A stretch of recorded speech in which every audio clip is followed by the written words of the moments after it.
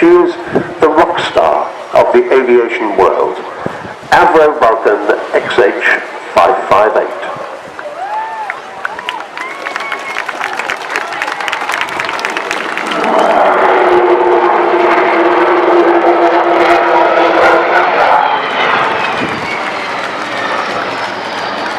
And there, as Bill Perrins brings her in from the right, you've got a very brief sound of the famous Vulcan Howl, the noise produced by those four Rolls-Royce Bristol Olympus 202 engines when they're put up to high power. It's a unique sound that only Vulcan makes. It's something to do with having two engines with a single intake in each wing.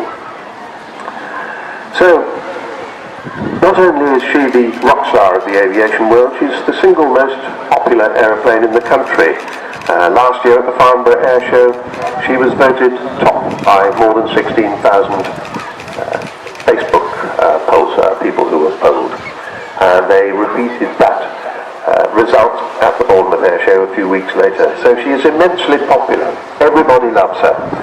And the extraordinary thing is that you wonderful people have raised £22 million to get this aeroplane to where she is today, and we're immensely grateful.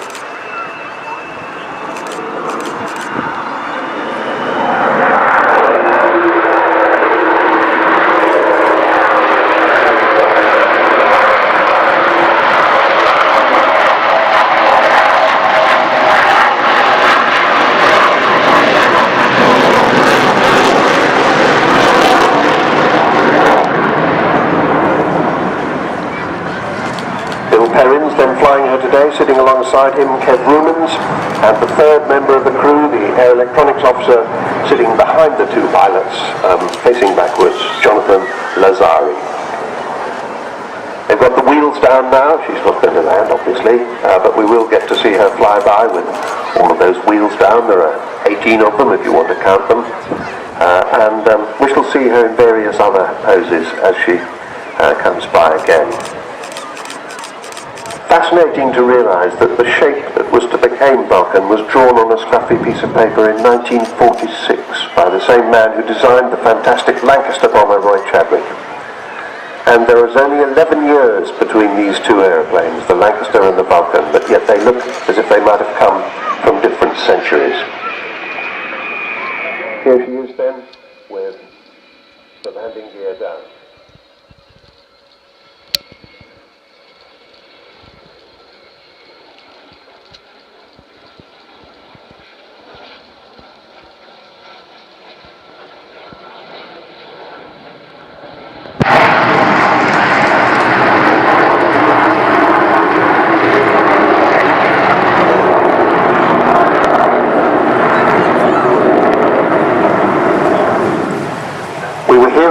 Vulcan test pilot, Tony Jackman, earlier. He's still here today signing books at the bookstall.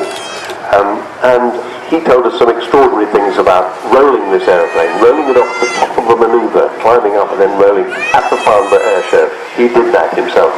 Sadly, we're not allowed to do that these days, but maybe we'll get somewhere close. So the RAF got its first Vulcan in July 1956 with the Valiant and the Victor, designed to carry the British nuclear deterrent during the Cold War. Last year it was 25 years since the fall of the Berlin Wall and the collapse of European communism, which eventually ended that Cold War. So this was an aeroplane that protected us from a nuclear holocaust.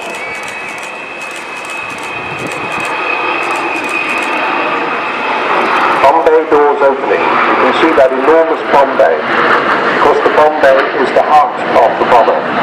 And if you are off to the left-hand end and you can see into the size of that bomb bay, reflect that that was the bomb bay that carried 21 1,000-pound bombs all the way from Ascension Island to the Falkland Islands in 1982, right at the end of Vulcan's operational career. So it was a record-breaking bombing run, the longest there had ever been at the time, more than 7,000 miles. It took 18 air-to-air refuelings. And they bombed the runway at Port Stanley, and they put it out of use for the occupying Argentine forces. Not for very long though, but what it did do was to tell the Argentines that if push came to shove, we could actually reach their mainland, as well as just the Falkland Islands. So that was in 1982. She should have gone into retirement at that stage, but she was so popular that she was kept on by the Royal Air Force as a display aircraft and eventually not retired until 1992.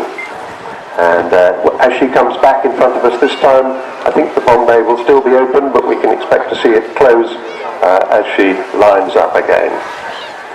Bomb bay no longer carrying bombs, of course, but carrying the names of people who have contributed to this amazing renaissance of an aircraft that nobody ever thought would fly again after the early 90s.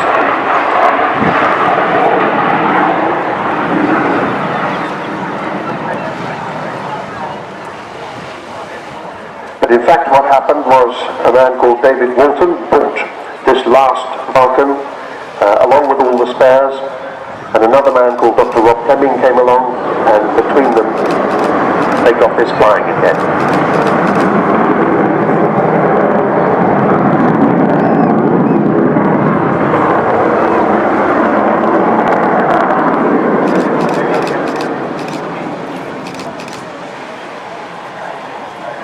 The problem has always been money, because everybody said it couldn't be done, she couldn't be got flying again, but she was, and she first flew again in 2007 and went on the display circuit in 2008. She was helped by the Heritage Lottery Fund, and they expected her to be flying for 5 years. Well, now she's been flying 7 years, so she's been flying significantly longer than anybody expected her to.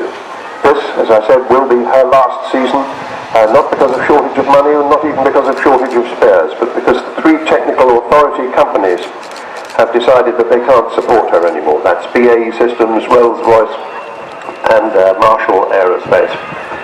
And without their support, she can't have a permit to fly, so after the end of this year, she will no longer be legal to fly.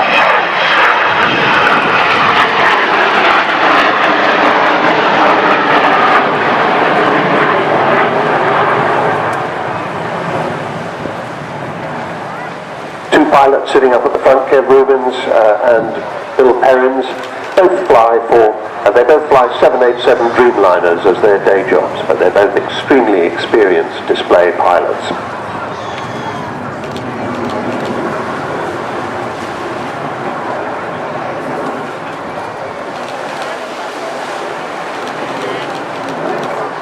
In the days when Vulcan was a nuclear bomber, she was painted bright white. When she became a conventional bomber, and when she handed over the awesome responsibility of the nuclear deterrence to the Royal Navy, still have it today, she became this khaki-painted, low-level conventional bomber, and it's an indication of how flexible this aeroplane was, that it was able to do that so easily.